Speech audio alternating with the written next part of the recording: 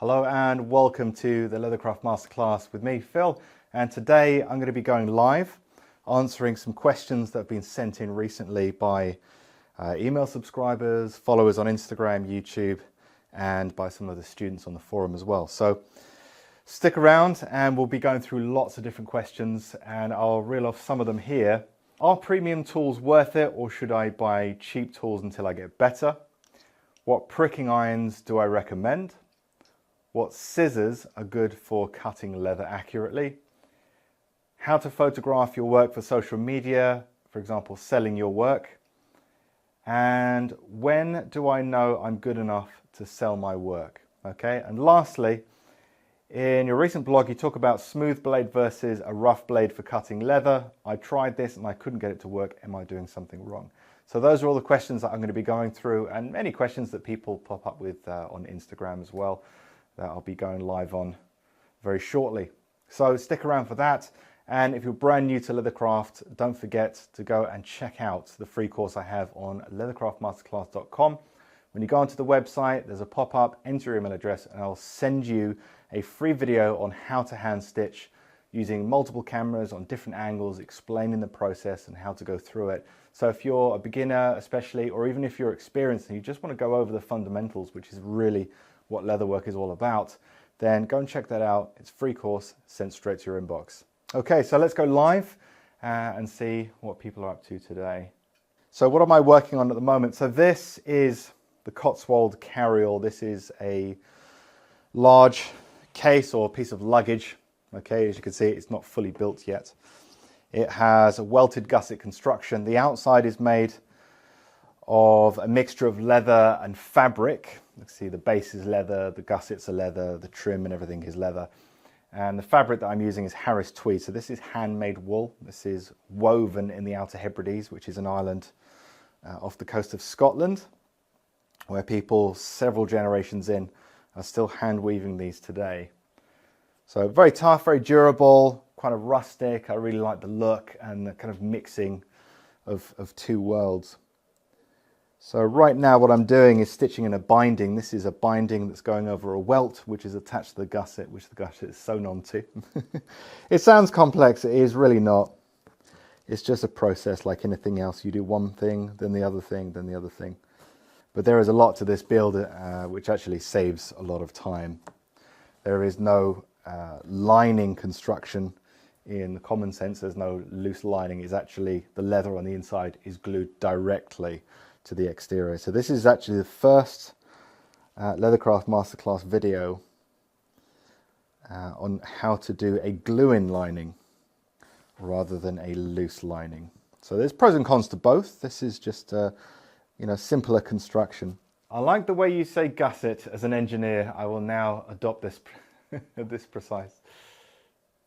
Okay, so the first question I got, I think this one was via email if I remember correctly, and it's regarding premium tools. The email was quite a little bit longer than this, but it's summed up here in the question. Are premium tools worth it, or should I buy cheap tools until I get better? This is the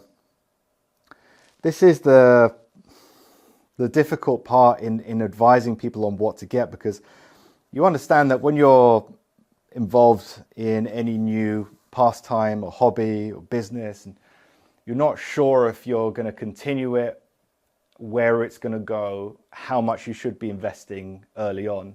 It's difficult to know what to invest, and it's very easy just to buy the cheapest tools that you can get to see if you're any good at it. The problem is, it's a little bit like saying, I'm going to get in shape first before I join a gym. Yeah, I can understand why you would want to do that, but it doesn't really work that way around. And with regards to tools, I'll give you an example. You might buy, I don't know, some $1.80 skiving knife off AliExpress. 2 weeks later, it arrives at your door.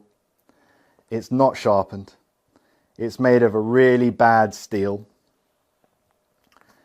It's the kind of steel that is really difficult to put an edge on. And when you do, it will lose it really quickly. But hey, you just bought it to see if you can, figure out this skiving thing, right? What hope does a beginner have in finding out whether they're any good at that particular skill if they purchase something that is not going to allow them to carry out that skill, because then they'll try it, go, no, I'm no good at that, and then it will get left in the drawer. So there are some things it's really worth investing good money in, and some things it is really not. I would avoid the trap of buying tools because it makes you happy. I know it's really easy to say, right? Because we all get involved in hobbies and it's so easy to overspend. But really focusing on what are the main tools that I need in leathercraft, really, okay? I need a pricking iron because I need to perforate leather in order to stitch it. I need needles, I need some thread, I need some leather itself. I need a knife to cut it with, you know, a ruler to guide it. And there's a few other essential tools. And although if you had every tool at your disposal, it would make life considerably easier, it's really best to focus on the fundamentals of the tools that you really need first of all. And if you're buying less tools, when I get Ababessa, less but better, as Dieter Rams would say. Don't buy as many tools, but buy better tools, more premium tools, tools that tend to get a lot of good reviews and are priced a little bit more on the premium side. So although it's very easy to fall into the trap of getting some bargain tools, and there are some out there that are bargains that work quite well, it is best to invest in quality early on. And if you want some particular recommendations, I won't go too deep into it because we've got a few questions to get to. You can always email me or contact me on the Leathercraft Masterclass forum for specific recommendations. All right. Buying tools because they make you happy, guilty, yeah. I do this with leather mainly, but that gives more motivation to keep on creating. Yeah, that's one way of looking at it, absolutely. I mean, let's be honest, when you find a passion, it doesn't matter what it is. I mean, there are other interests that I have and little hobbies that I do when I have time, that it's really easy to sink a lot of money into because it makes you excited to keep doing it. And sometimes when your motivation is low or you don't have time to do the hobby, when you're buying things for the hobby, it makes you feel like you're still doing the hobby, if you know what I mean. Like you haven't had time to finish that leathercraft project, and you've been at work for so long, when you get a break, you start buying tools, you know, this is going to help me finish that project or whatever. It feels like you're still involved in it and active in it, if you know what I mean. Really strange. But yeah, it's such an easy trap. I don't really get kicks. I haven't bought a leathercraft tool for a while now, actually. I did go through a phase where I was buying a lot of stuff and selling and giving away some stuff that I didn't end up ever using. But luckily I'm out of that phase. I get a lot more enjoyment out of the creation and obviously helping other people create. That's where I get my interest from. Tools is more of it's a tool. It's not so much of an enjoyment for me anymore. Okay, right, on to the next question, which is again tool related, just so happens. Maybe I should have changed the order. What pricking irons do you recommend that I get? This is a hard one, and obviously it's a beginner question, right? They've either not bought any yet and they're looking to get involved in the craft, or alternatively, they've bought some pricking irons and they're having difficulty with them and they're thinking, obviously, this is not what pricking irons are supposed to be like. What do you recommend that I get? Look, this project, for example, the one that I'm using on this, God, I bought this years ago. This is like Wouter Leather Gen 1 edition. It's like I don't know how they've cut it. I don't think it's a machine. Maybe it's would it be laser cut if it's steel? I'm not sure. Laser cut or water jet cut or something like that. Really basic. It's probably 5mm thick, if that. It does the job. It makes holes. Because I'm using an awl mostly, this is doing the work. If I never used an awl at all, I might invest in a more premium pricking iron brand. But I'm not that fussed about buying the KS blade, the Amy Roke, the this, the that. It just has to make a mark and an accurate set point every single time for me. Sometimes I'll use a pricking iron without an awl. Quite often I do. But realistically, I'm not really a pricking iron snob. Some people are. For me, most of the pricking irons that I really enjoy using are the vintage ones. If I had my way, I'd use them all the time for everything. But for the courses, I tend not to use them because I get asked all the time, where can I get it from? Where can I get it from? And it's a bit like you can't get them, right? You kind of got to know. Like I know people in the tool sales trade. There's one locally actually, and he keeps a lot of the saddler stuff on the side. So when I go in, I ask, do you have any? That and eBay, probably like mostly I get my vintage stuff off eBay, but it's hard to get. And sometimes you've got to pay over the odds to get them. You've got to really want them. So, that's what I would use. And these, let's be honest, like some of these, these are hand done. These are hand filed. You can even see how far down they file them on some and not the others. Look at this one. Look at the state of that. It's tragic, right? But I love it. I love it. I love it. The worse it is, the happier it makes me when I can make something nice with it. So there you go. I mean, I'm the wrong person to ask what kind of pricking iron. The usual response that I give is something like Kevin Lee pricking irons, which they sent me free of charge. Okay, full disclosure. But reasonably priced and accurately made. There's not a flaw on it. There's nothing to go wrong. I've never broken a tooth on it, but I've never abused it either. These are like Gen 2 Wooter. The Gen 3 are a little bit better, I think, but good steel and great prices overall. So if you're looking for something that's going to give you a good result, like Wooter Leather, Kevin Lee, there's probably a few others, but it's kind of at that point where you can pay more and never see the benefit of it, but you can definitely pay less and have a subpar product, right? I dare say if you go too cheap, you can get pricking irons that can sometimes snap or be a little bit too brittle, things like that. They're primitive. Yeah, they absolutely are. Okay, let's move on to the next question. Where are we going? Scissors. This is an interesting one. I don't get asked often about this, but somebody asked me what scissors. If ever you work with thin leathers or very soft leathers, there are scissors out there that can sometimes be better than using a cutting knife. For example, if you're finding it very difficult to cut round the corner, maybe you've glued two pieces of leather, one's to spec, one's to measurement, and the other's cut oversize, and then you trim it up to the first layer so that it's 2 layers are accurate and you can edge finish it nicely. But they're very soft. Pulling a blade around there, even a very sharp blade, can sometimes pull the leather, and it can be difficult to navigate that turn.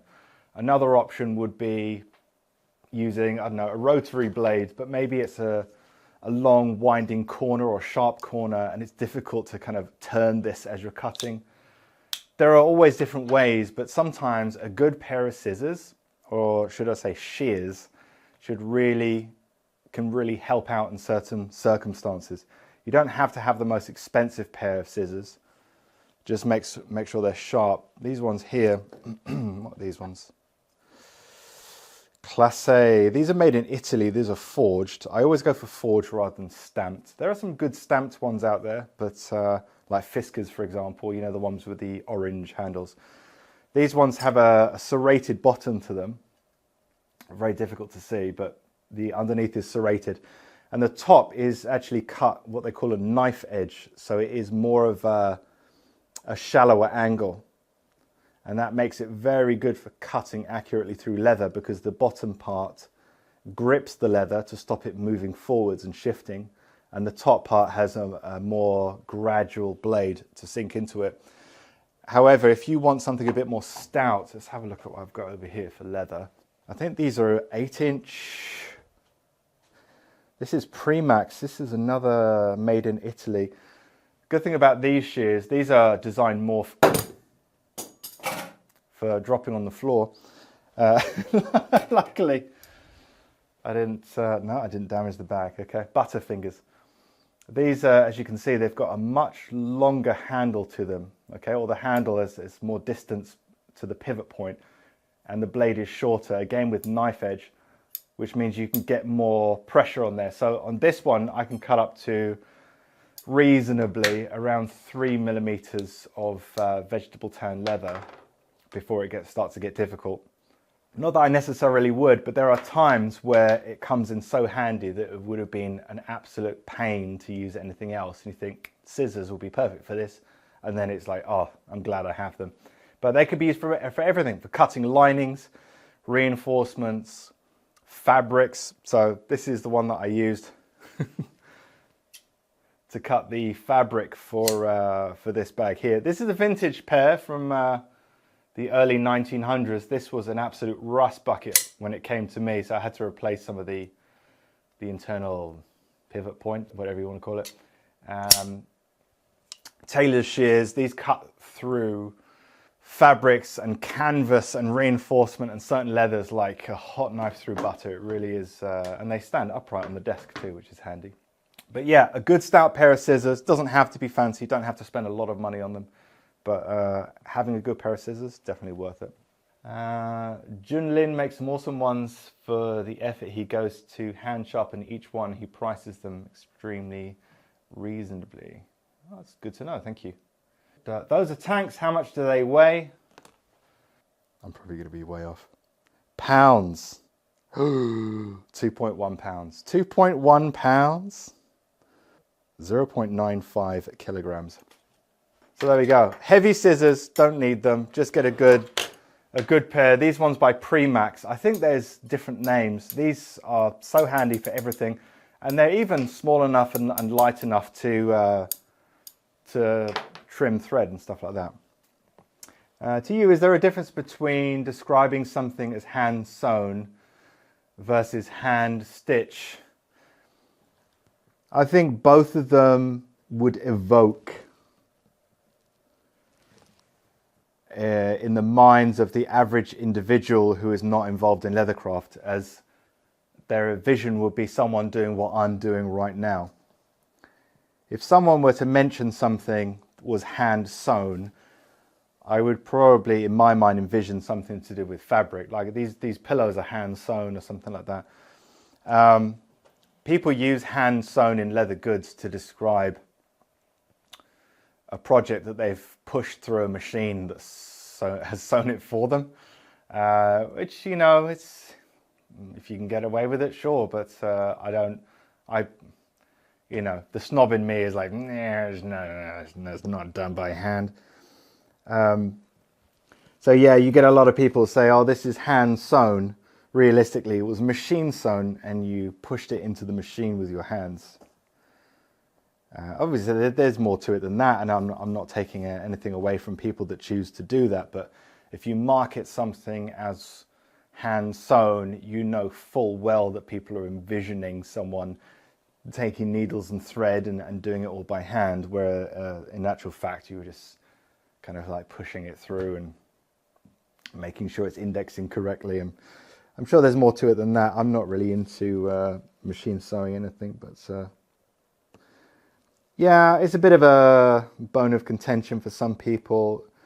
You know, a lot of us, you know, if you're sitting here listening to this video, you're probably, you know, a bit more of a purist when it comes to leathercraft. So I think most of us would agree that it's a bit, not disingenuous, but it's not conning people, but you know full well they're going to be thinking of hand stitching when you think hand sewn, but you're just using clever marketing, really. That's the way I commonly see it being used. Okay, so should we move on to another question? Okay, so this one is actually just about the courses, and I'll answer it quickly. Number 4, do all your videos come with a pattern download? That depends. I do get this one quite often. Some of my earlier courses, before I got into the design process on Adobe Illustrator and that kind of thing, I used to get someone to do it for me, and I kind of learned to do it myself now, but I would teach the pattern creation within the course. I think that's important because it allows people to make their own as well. Some people like that, and some people like the pattern download. And for those of you who don't know what I'm talking about, some courses, like the wallet courses or smaller handbags and things like that, I'll actually create a pattern on Illustrator that then comes with a download with the video. So you can watch the video, download the PDF pattern pack, and then print it off, glue it onto card with some paper glue, and cut it out. And now you've got the exact pattern to the millimeter that I have. And then you can make what I'm making with the pattern that I've given you. But there are some courses where I feel it's more beneficial to teach you how to do it on camera by hand. And there's some courses like this one where it's just more practical. There is nothing about this course that has a PDF download with it. Okay, some people like that, some people don't like that. But the chances of you having a printer at home, you would need, I don't even think that would fit on that would fit on an A0 sized paper. For those of you who are American, that's a big ass piece of paper. Yeah, you'd have to go to a professional print shop or something like that. And if that's what you had to do in order to make the course, I think people would be rather upset. So I teach how to make the pattern for this one very simply, in fact, within the course. So I go through the process with you so you can then follow along and make it yourself. But it also gives people a chance to learn how to make the patterns themselves, because that's an essential skill. It's one of those skills that makes you a great leather crafter, as much as knowing how to sharpen an awl blade, or how to use a French edger, or the best finishes for edge paint. There's lots of different skills, and creation of an idea and putting it into life is a very important part of that process. So not all of them, but a lot of the smaller projects do come for the sake of simplicity. The seam's looking pretty neat. It's sometimes on these lives I lose concentration for a second and the stitch goes wonky. I did that on the last live. I was like thinking about something else and I went at a different angle. I was like, so I redid it. So this is an interesting one. It doesn't get asked a lot, but I think it's an important one for people that want to show off their work, create a portfolio of work, and either sell their stuff or at least consider selling their work if there's interest. And that is photography. So the question that I got asked was, how do you photograph your work for social media and for selling your work? In a nutshell, I think the question was much longer than that. But, okay, so I'll attempt to answer it. I will say, first of all, to call me an amateur photographer would be a stretch, right? I am not in anywhere near a professional photographer. I know my medium and I know my people. And I think that's the most important aspect of it, because whenever you're taking a photograph, it doesn't matter whether it's your phone camera, whether it's a professional camera, a larger camera. It's important that you don't take a photo. It sounds so cliche, but you don't take a photo, you make a photo. And that means thinking about what message you're trying to convey, what story you're trying to convey with the photograph that you're taking, rather than place product on here, scatter some tools around maybe, have some directional light, and make sure there's a little bit that's in really sharp focus and everything else is just blown out and blurred. Because then it just doesn't mean anything, it doesn't say anything, and it doesn't make it interesting. I think the most important thing is that your photos should always try and convey some kind of story and be interesting or intriguing in some kind of way. That's my own personal preference. You can make up for a lot of mistakes in photography if you just focus on the meaning behind it and what you're trying to convey and the story behind it. One thing that came to mind when I was writing this down, I was doing some photography for a handle for a course that I did, which ended up being the mini doctor's bag, which is a top frame, steel frame doctor's bag. you know, the ones that open out like that, the really cool ones with the strap and the lock and everything. But I miniaturized it to be like a handbag, but the techniques are exactly the same. So you could scale it up to make a large version if you wanted to. It was a really cool course. And in fact, I sometimes think it was my favorite overall. Anyway, I digress. I created a handle. I hadn't told any of my followers or students that there was going to be a follow-up course on how to make the bag itself. I just made the handle because people were asking about doctor's bag handles and that kind of thing. So I knew that I was going to make the course running up to it, but they didn't. So what I did was to kind of hint at it and let people know, I took a photo of the handle, okay, which was a wrapped handle, beautiful shiny edges, really nicely done, miniaturized. I love that handle, in goat skin and veg tan. And in the background, what I did is I put the steel frames, what I was going to use for the rest of the bag, and then some of the tools that I used to make the handle as well. So I'm kind of conveying, you know, here's the outcome, here's the handle in all its glory. Here are some of the tools laid out on the table that I used to make this. So it's a handmade product, but also in the background, they can see the makings of a doctor's bag with the frames and everything that goes with it. So people are like, oh, so is there going to be a course? You know, so it's intriguing, right? It's leading on to something, and you kind of want to peer around the corner and see what's coming up next. So, you know, I'm thinking about, and that's just the first thing that came to mind. There's probably lots of other things that I've done similar to that, but that's the mindset that I'm coming from. There's tons of resources online on how to do product photography. I think as much as I love photography now, it's very much a video world. I mean, it's what I do for a living and I do lives and everything like that. But short videos are probably more popular than images now. I mean, you can still get good exposure, especially on Instagram, if you do carousels, which is, you know, the ones where you swipe. So it's a single post, but you've got like 5 to 10 images or something like that. Those seem to work quite well. But yeah, there's tons of resources online that are better than me. But my advice would be, tell a story with it and think about what you're trying to convey before you take the photograph. Talking about the patterns, you'd have to print it posted and then cut each page with a rotary cutter and ruler and puzzle them together. Yeah, I mean, I've done that before, but something like this, using A4 or letter paper, I think for, you know, not for everybody, some of us might figure it out, but sometimes there's too much to go wrong. Especially as the pattern to make this main bag.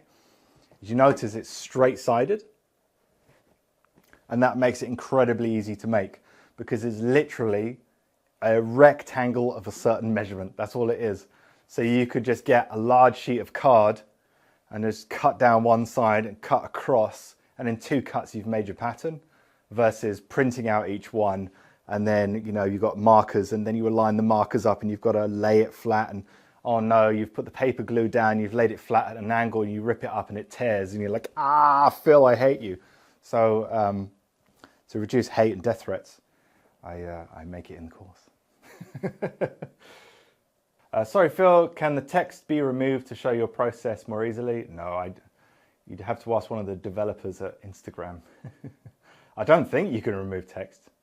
I'm just stitching, so if you want to see how I hand stitch, this is probably the worst way to see it because it's just, you can't see the process slowly. If you go on my website, leathercraftmasterclass.com, there's a pop-up that comes up where you can enter your email address if you want to, and I send you a free video. That free video is exactly what I'm doing here, but with different cameras and different angles, so you can actually see how I hand stitch as I talk you through how to hand stitch.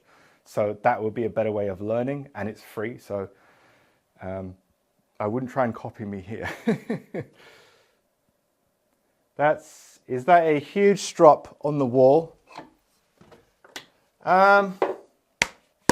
Depends how naughty you've been. If you've been very good, then yeah, it's a regular strop. I made it large so that I have a little bit more wiggle room for these bad boys when I'm going backwards and forwards. Trying to strop a big old knife on a tiny little strop is not a great idea. That is actually a free course on YouTube, which gives you the first part of it. but it is a free course, so you can learn how to make it. It's double-sided, and it's also stabilized leather, which makes the leather harder. Okay, and obviously pasted it, and it's also got rubber, which sits proud as well, so you can lay it flat if you want to. This side is a fabric side, which is impregnated with a finer grade, just to clean up the blade a little bit, and also just give it a slightly more demonic edge, which definitely helps. So yeah, it's a big ass strop. That thing has a reputation in the London blunt trauma units. We don't talk about that. Yeah, so the next question is, when do I know I'm good enough to sell my work? So a lot of people out there who've been doing it for a while have either planned or at least mulled over the idea of putting their work out there to make a little bit of money to fund their tool habit. Come on, man, just one more skiving knife. You know me, man. When do you know you're good enough to sell your work so that you can at least earn some pocket money on it? Or if you have, aspirational intentions of starting your own business and, scaling it up to where you can entirely run your whole life with it, okay? So pay your mortgage, go on holidays, do everything full time. Some people want that, some people don't want that. Some people are happy in their work, some people just want a little bit of a side hustle, and some people want to pursue it as their life's passion. So horses for courses, but we're talking about how do you know when you're good enough? You ask if you find 10 people that work in leatherwork as their full-time job, okay? Like myself, for example, even before this, I was making leather goods and refurbishing leather goods. That was my full-time job. That's what paid the mortgage. That's what allowed me to go on holiday. That's what paid for my groceries, put fuel in the car, things like that. But if you ask 10 of us, how do you know when you're good enough? You're probably going to get 10 different answers. But one thing that is not based on opinion is it matters more what your target audience thinks, or your target customer, or if you're in marketing, your avatar. Who are they, and are they interested, and how do you find out if they're interested? So that's an interesting proposition. So, starting out, like I've mentioned before, starting a social media account, putting your work out there, allowing people to see what you're doing, short video clips, things like that. And after a while, you will gauge the interest of the audience by what people are asking you. People might be sending you a DM or an email or something like that, asking you about the product. Can you make something for them? Even if it doesn't go anywhere, it will give you a good indication of what the market wants and whether or not they're interested. Because if all you're getting is crickets, and you've been doing the same thing for several months, the world might want something different. And you might be thinking, I'm going to wait until I can burnish a mirror polish edge. I'm going to wait until my stitching's so perfect it looks mechanical. I'm going to wait until I could master skiving. I can wait until... The best thing is just start producing stuff, putting it out to the world in whatever social media format that you want, and gauge the interest from there. There's so much more to it. We could talk about marketing for hours and all different books I recommend and that kind of thing. But realistically, you need to gauge interest from your audience. And to do that, social media is probably going to be your best friend. So when do I know I'm good enough to sell my work? The world will tell you. Just make sure they know who you are and what you do first of all. And last one, and then I'll just focus solely on stitching and talking to you guys on the live. In your recent blog, you talk about smooth blade versus a rough blade for cutting leather. I tried this and I couldn't get it to work. Am I doing something wrong? So for those of you who haven't, I don't think it's my latest one. I think it may be the one before. I'm not 100% on that. I talked about the benefits of using a rough blade versus a smooth blade. A smooth blade being something that's been sharpen through various grits of whatever abrasive that you're using down to a fine abrasive, and then finishing it off and spending a couple of minutes stropping it until it reflects light like a mirror. That, for certain circumstances, is a very good blade to work with.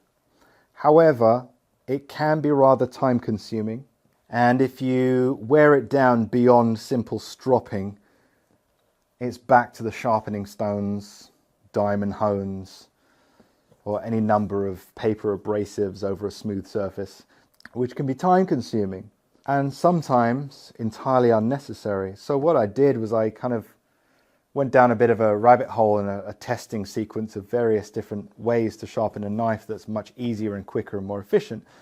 And one way was to simply sharpen your leather cutting knife with a file, because I've seen it done by some of the Italian and French leather workers, specifically or more commonly shoemakers, who literally just get their knife, their leather cutting knife, and a file, and just file it a few times each way, and then just start cutting. And I was like, there's no polishing there, there's no various grits or grades or stropping involved. What the hell's going on? That seems to be more common with a skiving knife, whereas a lot of these pattern cutters, or in the UK we'd call them clickers, hence the name clicker knife, tend to have more of a rough blade, which is very toothy, and it tends to be quite an aggressive cut, and cuts very quickly as you're drawing backwards. So playing around with it, there are times where a polished blade is better, but I think overall the best blade for me is one that is very slightly rough. So I did a blog on how to do it with a file. I use a diamond file, more of a coarse grit diamond file, but if you read the blog, it will go more into it. There's no point in going into it here. But if you're trying it and you're not seeing any luck, there could be a couple of issues. One, the file that you're using is too coarse. That's going to be a common one, because there's a happy medium. When it gets too coarse, the cut gets too aggressive and it starts to drag a lot, meaning it involves pulling harder, which is slightly less precise. So there's that tipping point where it just becomes too rough, it's not usable anymore, and that might be what you're struggling with, or the problem that you're seeing. Another one is the blade steel that you're using. If it's like a cheap cutlery grade stainless steel, common in like cutlery knives and that kind of thing, it's not gonna hold an edge very well. Probably not a smooth edge either, but certainly not a serrated one. It just doesn't, it lacks the toughness and the hardness to really hold it. Otherwise, all those little teeth from the rough edge just kind of bend. So it's either going to be the coarseness of the file that you're using, or potentially it could end up being as simple as the quality of the steel that you're using is not quite right. I use, for mine mostly, I'm experimenting with a much more aggressive hook at the moment, which is further out, which allows the blade to be a bit more flexible. I'm always playing with something. It's just the way my brain works. Never satisfied. Yeah, I mostly use a blade made from carbon steel hacksaw blade, which is usually a high-speed steel. And you can see I've got a double edge on there. One's a bit more flat, one's a bit more hooked. And I cut this out using a diamond bit on a Dremel. That's what I use. Very good steel. You have to be precise about where you're cutting it, because one side of it is heat treated and the other is just soft, but it has a little bit of flexibility to it and cuts really well. So I like using it. A lot of the UK shoemakers use hacksaw blade steel. Most of the time I think they make it from just cutting it out on a bench grinder, because of course high-speed steel resists heat very well. So you don't have to worry too much about losing its temper or its hardness by overheating it within reason. I'm going to go to the end of the seam, so I'm going to navigate around this corner here. If there's any questions that you have on the gram, feel free to share. Was it Beacon Craft Studio? Sorry if you've covered this, I had to step out. How do you sharpen your round head knives? I struggle to keep a consistent angle with the curve.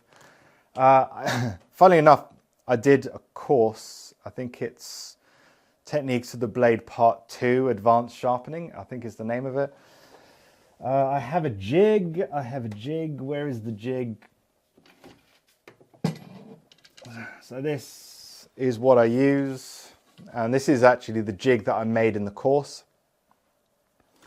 So obviously with cut resistant gloves, you put the round knife in here, and this is just like a ramp that keeps the angle consistent, that you can adjust forwards or backwards depending on the angle. And there used to be a diamond hone on there, a diamond hone that sharpens it, and then you can, you know, have a coarse on one side and a finer on one side, and then just finish it off. Did you ask about sharpening or? Yeah, sharpening. So that's how I'd sharpen it, and then I'd finish it on the strop, a few minutes each side to get it up and running. But first of all, it has to have the right angle. This one came, for those who have seen the video I did on YouTube, I did a review on this. This is the Frieder Aber sewn. I'm sure Germans are laughing right now from sitting in Germany. This is, you guys on the gram. What's the name for that now? Obviously it says Frieder Herder on it, but there's a name for this. It has the ace of spades. Oh God. Anyway, yeah, someone will chime in. But it had the most, like the worst angles, and opposite of acute angle. So I had to really work it down to get it sharp enough where you could even shave a hair on it. But now it goes through thick leather very, very well. But when I first got it, it doesn't matter how fine that edge was, how finely polished it was absolute garbage. It was absolute garbage. And that steel is freaking hard. Let me tell you, it's made of high-speed steel. I got that from Abbey, England. They no longer sell it. Oh, the name is killing me. But the German steel is very good. Hasn't caused me any issues. The only problem I had recently was there is a little slop, a little play in the handle. So I just filled the void with super glue because I couldn't be asked to take out the rivets. And it's been absolutely fine since. So that solved that. So, JEID Company says, Jeed? Any tips on keeping the thread on my needle? It seems to always pull out. I don't pull tension from the needle, and I'm always gentle while stitching. Okay. Ace of spade, motorhead. Yeah, no quite. Opposite of cute is obtuse. Thank you very much. It's the curse of the live. I tell you what, if you ever want to see how much you can forget while still being awake, put a live on Instagram. Literally every part of my brain, there's like just a little mouse in the corner on a desk still working on whispers and distant memories. It's, yeah, obtuse angle. Yeah, any tips on the thread? Well, yeah, I guess this hasn't pulled out since starting the thread. I mean, I lock it in 3 times. A little tip, it will work its way up sometimes, but if you keep a little loop available before the first lock, so you put it in 3 times, pull it down, but don't pull the whole assembly up to the top until it stops on the bottom of the needle. Leave a little bit as like a buffer, and then, you know, I'll do it now. And then just give it a little bit of a wax. The sticky wax will sometimes help as well. But what may be causing drag and for it to undo might be the insistence for some people of never using an awl blade and only going through leather with a pricking iron. And you're not really able to adjust the tension of the hole that it goes through. For example, if I find that pushing it just through and then trying to stitch is just too much tension. It's really difficult to pull the needle through, and it's really grabbing the thread and pulling hard on it, which can undo it and wear.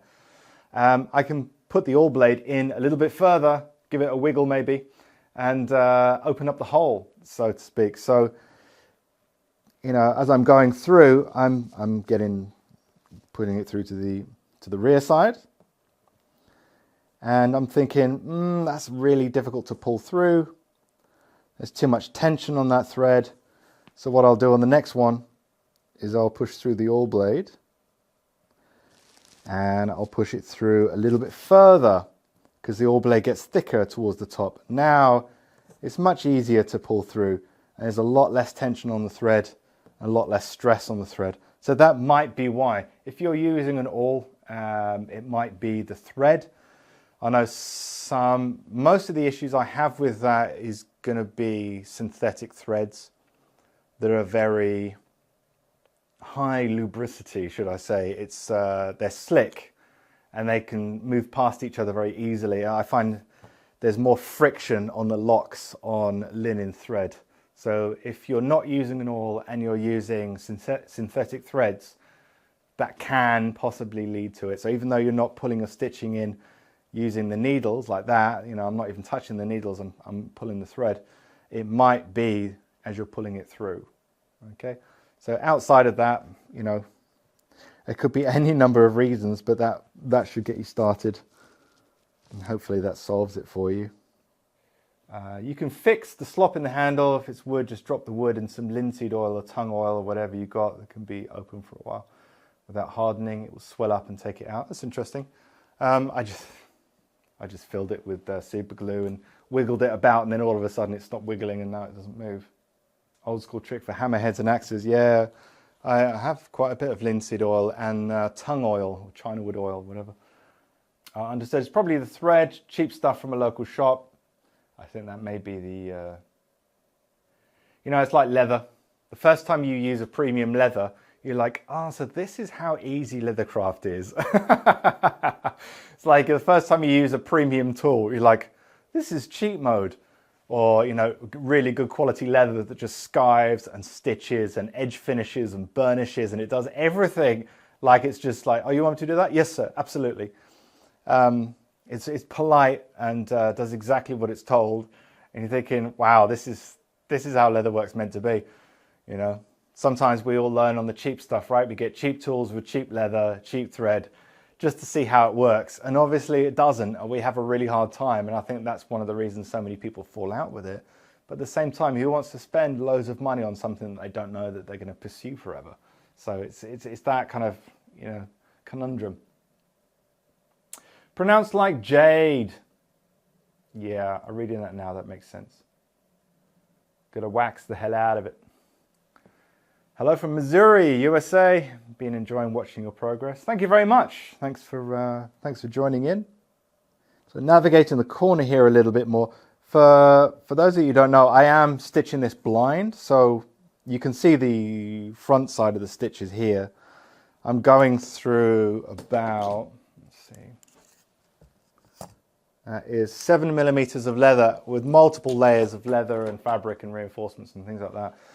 So I'm having to kind of really watch the angle of my awl blade as I'm going through. You can see the rear side here. You know, it's pretty good, but it's never going to be absolute. It's never going to be as perfect as the front side. But however, for those of you who do want the highest degree of accuracy, I do talk about it in the course, and I'll share it here, that when you're making a binding, because this leather here looks like that, okay? What I've done is I've taken that and it gets put over the edges all the way around, and now it's getting stitched in because this is raw fabric. You can't just edge paint that and expect it to look good. So this kind of situation, it has to be bound with something in place. So the seam has to go on there. We may as well put some leather over it and we can tie it all in nicely. So that's what's happening here. But you can, what I've done is prick marked one side of it, the outside, and then it gets folded over, and that's what I'm using now to dictate where the awl goes as I go in, and I just keep a consistent angle as much as I can to stitch through it. But alternatively, for those who want a little bit more accuracy, is you prick mark either side of the binding, and you make sure that when you prick mark one side, you prick mark the other, and you're constantly referencing the hole on the opposite side maintains the same, so that it doesn't overtake or undertake the other prick mark. And that way, once you've bound it in place and you've glued it all in and you've crimped it all in, you can then go from the outside hole, and then you're looking over on the inside and you're making sure that it comes out on the opposite side hole and its partner hole, okay? And that will give you a bit more accuracy than what I'm doing here. I'm just doing it kind of the traditional way. But if you're not 100% confident in that, especially if you're using a contrast stitching, which really highlights any inconsistencies, then just do the double prick mark on each side, and just be wary of making sure that you have the same depth from the edge of the outside. So when you fold it in, the inside has the same depth away from the edge. So just a little tidbit for you guys, especially those who are doing the courses, but I do mention it within the video course. Cullen says, I've got to where I just make pucks from some Cornauba flake and beeswax pellets in one of those single person lunch crock pots. Let's go liquid and pour it into those paper Dixie cups. What is the most expensive bag from the standpoint of materials? Not exotic materials like gold, platinum. What's the most expensive bag from a standpoint of materials? Are you saying not exotic materials like gold or exotic materials at all? Then it would probably be something like a premium calf or something like that from one of the French or Italian tanneries. But I mean, probably at the top of the food chain is crocodile. Himalayan croc is quite expensive, but it depends what kind of finishes you want. Crocodile probably. Certain premium calves are also very expensive. Calf leathers, calf skins. Stainless steel can be quite expensive because it's difficult to machine. A lot of effort goes into machining that kind of thing. I guess tungsten would be very expensive if it can be... that wouldn't be exotic, but it would be incredibly expensive. If you're talking about fabrics, vicuna would probably also be up there. If you wanted a lining or something on the exterior that was made from a fabric, vicuna wool is usually several £1,000s per square meter. So vastly more expensive than any leather, even perhaps exotic leathers. So yeah, it's virtually unobtainium. Design-wise, much like shoemaking, anything that has what you would call a hole cut. So even though this bag has a base, the interior is actually a hole cut.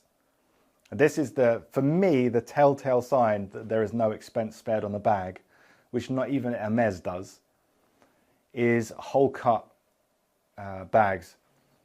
The de Havilland travel bag was an example of a hole cut, which means from one side all the way around the base, all the way around, all the way to the other side is one piece of leather. No one does that, and the reason is it's an expensive way of doing it because you use up too much surface area of one hide, and that hide has to be an A-grade hide. It has to be flawless, because if you take a B-grade hide and you have one panel, a panel here, a top, a bottom, a gusset, and the gusset is, you know, like where the zip stops, it's made of two pieces. You can get a B grade and just cut around the crap on the hide. And it makes it much cheaper because it's much more cost effective, and you don't have to have premium leather. You can cut around it to get your premium leather. And then the rest of it can get, you know, earn their money back on getting it recycled and turned into bonded leather and all sorts of materials. So design wise, anything with a hole cut. It's like in shoemaking, it's one of the premium things. If you can get one piece as much as you can on the outside, all from one piece of leather, that takes skill, and it's not cheap to do. So it's just seen as a bit more wasteful. But if you can use the rest of the leather, it's not wasteful at all. Gonna get some, Jade Company says, gonna get some better thread. I normally use a blend of paraffin and beeswax. Maybe the second application of wax does it for you. I just use beeswax. You know, I've played around with different things. Some I will use, like shoemaker's wax. This actually has pine rosin, and there's a few other little like secret ingredients in there that I put to make this. This is what I use for trunks and luggage and things because it's incredibly grippy. Like even just rubbing your finger on that, like I can, maybe not do it on here, but I can probably move the 1 meter by 0.6 meter, almost, no, there's 2 cameras on it, just with my finger, because it grips, right? Like incredibly. You can not put a cast on your stitches, pull it in gently, and it holds the tension. It's incredible. Anyway, I use that for special circumstances, but I use just regular beeswax. I'm not of the school of thought where more wax is more better. Some people going, oh, I keep suffering with knots and slippage, just keep adding more and more and more and more wax.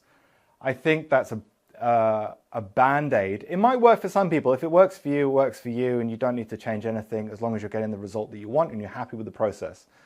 But I think it's just a better quality thread and better technique with regards to making sure there's not too much tension pulling your needles through and therefore putting too much tension on the thread, because even if this is 50% tighter, it's going to wear out the thread a lot quicker, and you know it's going to cause issues. Also, tight thread, the holes, when they're too tight, it grabs the thread and causes it to either twist or unravel depending on how you're pulling it through and various different factors. So you can start getting twists really easy, and you pull your stitch in and you've now got a knot in there because the thread got too twisted, because the hole's too tight. It can't flow through how it wants to flow through. So it's all little things like that. I think you could just keep throwing more and more wax at it to try and reduce friction, but ultimately there shouldn't be too much tension as you're stitching through the holes, in my personal opinion. Also found when you're looping the tag end through part of the needle, try to keep it relatively taut. Seems to hold the locks better. Okay. I think I know what you mean by that.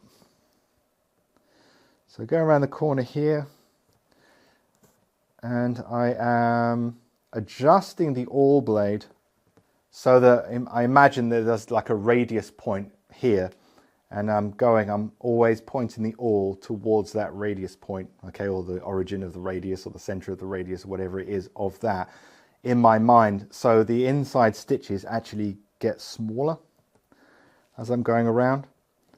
That's kind of one benefit really of doing this over having a double-sided prick mark configuration, is because I don't have to lose a stitch.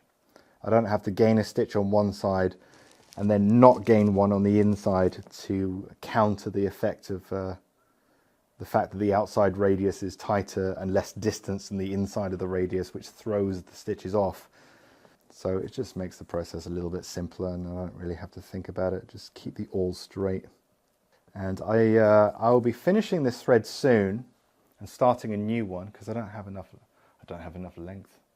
So what I want to avoid really is starting and stopping a new seam, not a new seam really, a new line, a new thread on an area that could be prone to more wear and tear. So I'll be stopping one, starting another, and I don't want to be doing that right on the corners. The sides of the bag are probably the best place to do it. I have a seam that stops here, transitions into a new one. Hopefully you can't see that. I can't. I don't even know where it is now. But as a new seam starts, but I keep it away from the corner as much as you can, or any areas that will come under more wear and tear. Although we make every effort to start and finish it in a very strong, durable way, there's nothing as strong and durable as just a continuous seam of thread that's uninterrupted. So we can play to our strengths by making sure that we don't put any transitions in a vulnerable area. I have to say it's quite therapeutic stitching and talking to you guys. What was the super high dollar wool you noted somewhere sometime? I can't remember the name, but I'm curious. You said it was something exorbitant. Yeah, vicuna, I think. V-I-C-U-N-A. Alexa, what is vicuna wool? I don't know that one. Of course you don't know that one. When are we going to get ChatGPT in these smart speakers, man? This is boring. Yeah, so yeah, vicuna. I think that's how it's spelled. It's like you can only use like the beard of a goat that lives on a mountain. It only reproduces one offspring per 10 years. And it's always one of these things. It's just really freaking hard to get, I think, is the issue. And I think there's one company that has the monopoly on it or something, because these freaking goats can only survive where they can get massages and caviar or something. Something silly. You know, think cashmere on steroids. That kind of thing. But if you got someone like Prince Charles has a vicuna coat. It's like an overcoat. It's long. It's freaking beautiful. It's a damn good coat. It's in like a fawn color. No, not fawn, camel color. And yeah, that thing must have cost a serious amount of money if you paid for it, of course. I think just having the King of England wear your stuff is probably good enough. Enough of a license to print money. Yeah, never touched the stuff personally.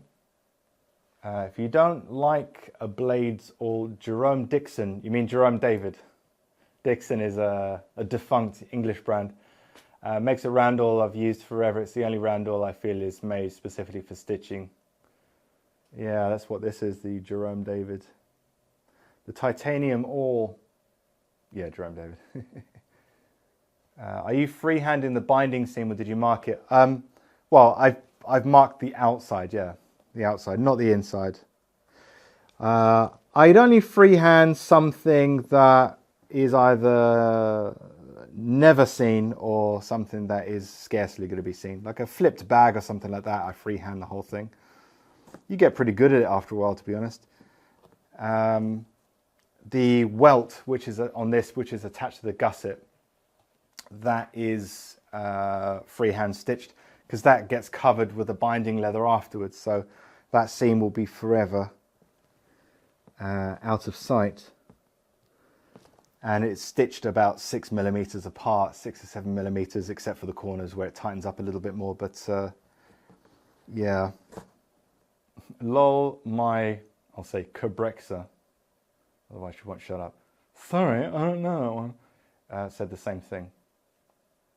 Maybe it's, I don't know,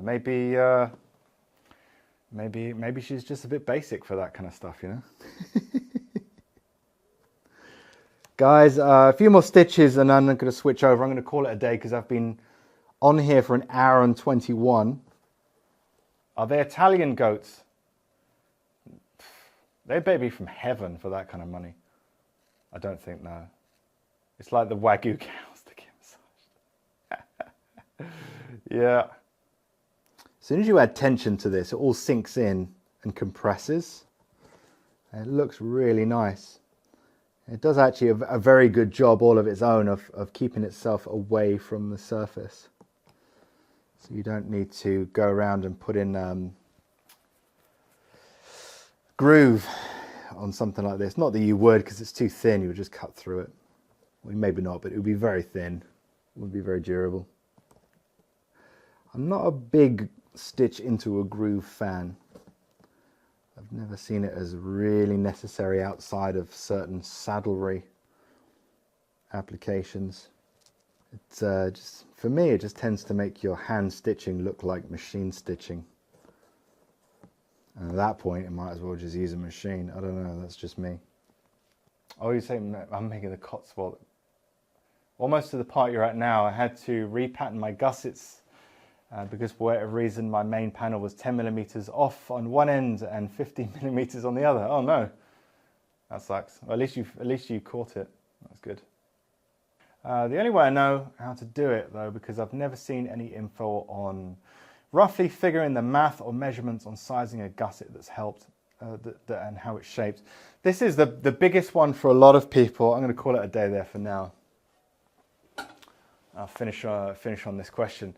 The biggest issue people go is okay, I want to create a bag. I've created the shape, the panels is pretty simple, the bag base and the overlap where it stitches together, the lining and everything like that. How do you make gussets that kind of fit to that with measurement and math and stuff like that? And I appreciate that there are ways of, you know, getting a pattern and you get the other pattern and you roll it around and it matches up perfectly.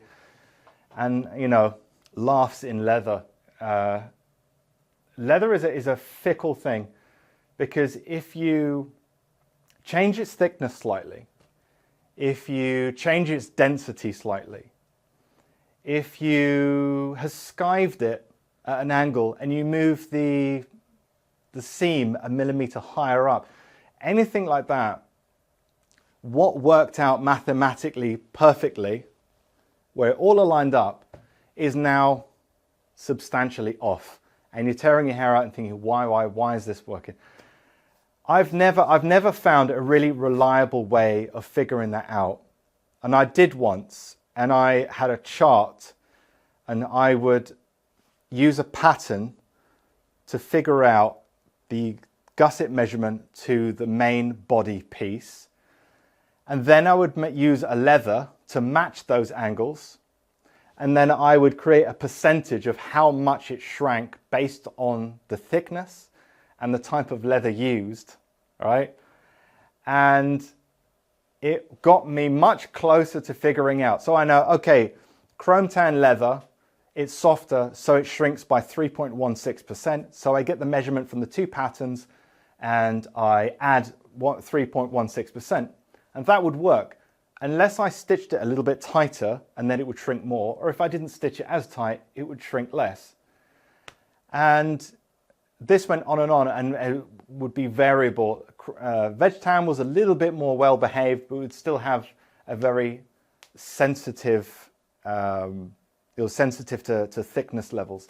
So in my opinion, you start with a guess, you get it wrong, you figure out by how much, and then you make an adjustment. This is why I really love just getting craft foam, 2mm craft foam, tape, some scissors, a ruler, a pen, and just having at it, and just roughing out an idea that works, and then creating a prototype. You can start out by creating a pattern that works on Adobe Illustrator, and then cutting out all your leather and fitting it together and see how off you are. And the likelihood is you're going to be off. It's just the way leather is. Even sometimes leather on the same hide, I know I've had trouble with this. This particular hide that I'm using here varies quite wildly in its density. There's some parts like this that are just really soft, and the parts that I've selected for the bag are like board. There's a lot of variation from it. It might be, and I think this isn't my favorite leather that I've used for this, but it's just a course, right? I'm not selling this. I think it comes down in this case to cows that have been force fed. Like if you the best quality leather is from cows that had a very easy, consistent life and didn't have hard winters and weren't force fed to grow as quickly as possible, because you get real variance in density. So you could cut out a gusset for one side and a gusset for the other side, and because one side is compressing more than the other, you're getting fitment issues. It's really, really difficult to be consistent with leather. And if you try and work with a different thickness or try and work with a different leather, you can sometimes come into this.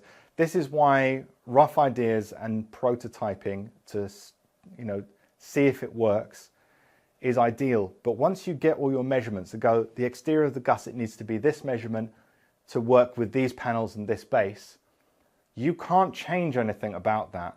You can't skive the edges a little deeper. You can't move where the seam goes. You can't use one that is more or less dense. Otherwise, you're going to get fitment issues again. So it comes down to design forgiveness as well. some designs, due to their simplicity and the fact that you might be bonding it to something that can't contract or expand, like a reinforcement, it adds a certain amount of forgiveness into it. So if you're a little bit off, it will make up for that. So the design of it, reinforcements also help, but prototyping and making sure it works. People have tried for the longest time to throw math at leather, and it just doesn't conform to theory. That's the thing about theory. In theory, all theory is correct. In practice, it's not. And this is an example of that. But yeah, I wish there was some, because people say, what's the equation? What's the math thing? And it's like, leather laughs at math. It doesn't understand math. It doesn't want to work with it. It's not very friendly with math. Yeah, that's a long-winded way of answering. So zip it up, lay it on the side on paper and trace it and true the curves and line it as best I can. Yeah, I mean, that will work, right? You get a rough idea. Maybe use some cheap leather, some craft foam, some real thick canvas, like bonded canvas or something that doesn't fray. Anything that of a similar thickness and density that you can get close to the leather that you're actually going to use. And then you can have a pretty good guess at it. So that's why. Saludos desde Peru. Hello from Peru, I think that means. Do you have any bespoke shoes? Ever consider trying shoemaking? I've wanted to try it. Yeah, I talked about it in my last live, I think. I did that. Where did I do that? Was it YouTube? Anyway. Yeah, I would like to. No, I haven't got into bespoke shoes. I spend all my money on watches. No, I would like to, like a nice pair of John Lobbs. I've always wanted a nice pair of John Lobb shoes. No, I mean, I have some English handmade shoes, a few pairs, but you know, it's once you start going into bespoke, once you go bespoke, you're going to go broke. You know, it's it's because you have it and you think this is the only way forwards in my life. I will never buy another ready-made piece of leather. But I think if the way I've always done it is, you know, find what shoe fits you best, what kind of width. I think I'm a G or something like that. It seems to work well for me, slightly wider. And then as long as it's good quality leather, it's bad fitting shoes in bad quality leather are the worst. But if they're almost perfect, they break in and I find them fine. I've never had an issue with that. I like Loke. Loke are really good. They're really good price English brand as well. I'd use math and measurements at least, give myself a rough idea where I'm starting. Yeah, I just kind of bypass that and just, well, go by experience mostly. Oh, Hinadi, hello, how are you? Hinder Leather drops by. Okay, so question is going to be, what is the best way to go about making the gussets without having the bag sitting there in 3D form, just without gussets? I mean, for me, I use the craft foam method or cheap leather method of some kind, and sometimes I might add some stiffness to it with some canvas and that kind of thing, and I just go for it. That's kind of like my creative side. I put aside my analytical side for later when I'm refining it, but when I'm just roughing it out, I have my sketches available, I come up with my basic measurements of what I want, and then I build it out of something simple like craft foam. And then once I need to chop a little bit off here, make some alterations here, and I'm happy with the design, I'll then make it with something a little bit more premium. Or if it's simple like this one, I just go straight into the course because I kind of know it's going to work. Some designs take a little bit more prototyping, but prototyping is there so that you can, you know, it might all work, it might all fit correctly, and then you use the bag and it collapses on itself because you've used leather that's too thick or too thin or too soft. And then you need to change the characteristics of the leather in order to make the bag work, but then all your measurements are going to be off as well because you've now changed something in the variables so that if it's very critical to the design that everything fits perfectly, it's then not going to work. I can't stand here and tell you exactly how I do this because I'm not focusing on the process of what I do. I'm just trimming a little bit off here and I'm going by guesswork. And then once everything works, I undo it all, lay it all flat, start creating patterns, and then create a proper prototype. of the final thing. And then again, I'm going to have some feedback on what I need to change about that to then move on to premium leather where I'm comfortable it's going to work. It's very difficult to express that in a way because that's just my creative side, is switch off my analytical, start playing around, come up with something that's pleasing, and then start testing it. And then we can get analytical and then transfer it and digitize it onto something like Adobe Illustrator. So my answer is not really an answer because I can't express me and my mind and how it works. I hate creating patterns on PC. I struggle with that. I've never once, I don't think, no, that's a lie. I have once or twice. I very rarely start with a pattern on PC. I create it with pen, paper, pencils, craft foam and cheap leather and canvas and stuff like that. And then once I'm happy with it, that it's going to work, it then gets digitized. Mock trial and error has always worked for me. If only life was in a vacuum. Yeah, it's the thing, right? We're working with something that is natural and variable, and it's primitive. It's a primal thing, and we accept it for its flaws. If you want perfection, you don't buy something made of wood. If you want perfection, you wouldn't necessarily, if I got AI to design me the perfect watch strap, it's probably not going to choose leather. Okay? The best for every scenario, the most resistant to this and that, it's probably not going to be leather. We choose it because we work with it with our heart, and we're passionate about leather. And what I mean by that is it's not always fun to work with leather, because leather is a challenge, and that's why we want to work with it. Because it's like a passionate relationship. It's not always everything's happy all of the time. Sometimes it's really challenging. Sometimes it's really difficult. Sometimes it's downright frustrating and you want to pull your hair out. But then you have a breakthrough, you figure it out, you try a new idea and it works. Oh my God, I understand it now. And that feeling is higher than any kind of I'm just generally happy. And I think that's why so many leather crafters are really passionate about leather, is because it challenges us in a way that we can't just simply figure out with math, and we can't just simply come up with an idea, or it doesn't always conform to what we want to do, because you can't really fully master leather. You manage leather. You understand its weaknesses and limitations and its strengths, and you work within those parameters. And it's your job to elevate that leather to its highest possible form, to show it off the best. It's like the best chefs in the world don't try and dick around and dock to the flavors too much. They want the best, the freshest ingredients, and they plate it in a way that allows the food to speak for itself, to be the best version it can possibly be for maximum enjoyment of us. And I think leathercraft should be in the same way. We're constantly fighting to beat it down so it submits to us. But the easiest way is just to create an environment where you can show it off to its best. So that's just the way I think about it, and it may be right or wrong, but that's the way I see it. And I love the fact that it challenges me.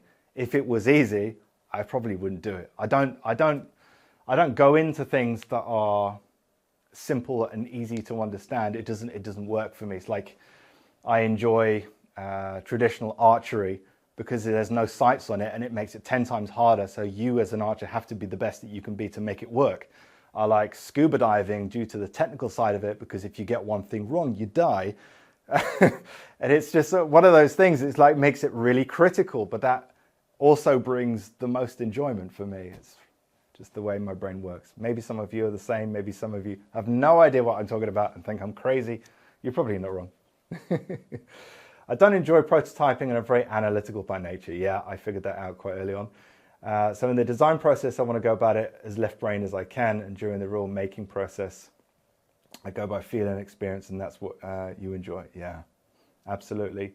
I'm very much a person that shifts between right and left. The creative side, I don't like to be analytical with it. And then when I'm on the analytical side, I don't want to be creative with it. I want everything to be neatly packaged in a very understandable, accurate way doesn't deviate in any way. So you have to constantly jump between the two. I love it when Phil goes into philosopher mode, yeah. Amateur philosophy. Maybe I should create a pattern on paper first and then transfer it to PC afterwards and go that way.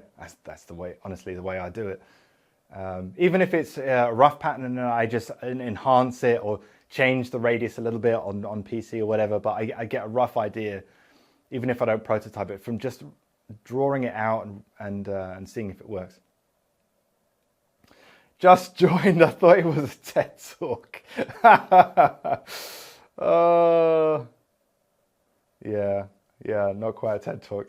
But guys, I'm going to call it a day because I've been on here for 1 hour 41. I should probably go home and live a life. But it's fun talking to you guys, and it kind of really helps me go through my stitching. So almost done on this part. The next course coming out will be the handles going on there. There's going to be a lock going, a leather wrapped lock on there, so it'll be lockable. So for those of you who want to use it for travel, fully adjustable. And there's a couple little secret I won't talk about right now because I want to see how they come out first. But cool little details that I want to add to this that I'll announce a little bit later on. But guys, thanks for joining me. I really appreciate you joining in the conversation and listening to the answers and questions and that kind of thing. And for those of you who are new, don't forget to get the free course on leathercraftmasterclass.com. Just go there and you'll see the pop-up. Thanks for the help, everyone. Phil, you've created a wonderful community. Thank you very much. J Company. Cheers, Phil. Appreciate the stream and talks. All the best, guys. Thank you very much. And don't forget to turn your notifications on so when I go live, you'll know about it. Take care. All the best.